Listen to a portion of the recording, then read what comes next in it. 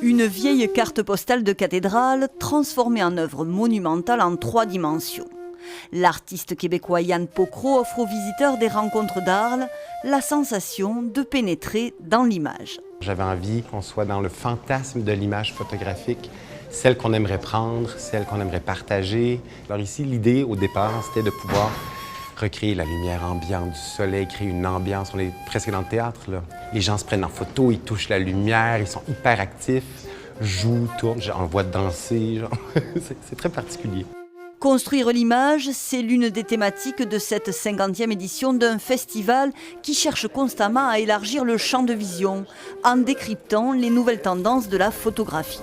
Depuis quelques années, un certain nombre d'artistes travaillent sur une photographie qui peut se déployer en volume, presque comme une sculpture. On a des artistes qui sont partis d'une version en 2 dimensions. Ici, une reproduction de cette cathédrale. Chez Camille Fallet, une image mythique du photographe américain Walker Evans. Et ils l'ont transformée en une véritable installation immersive.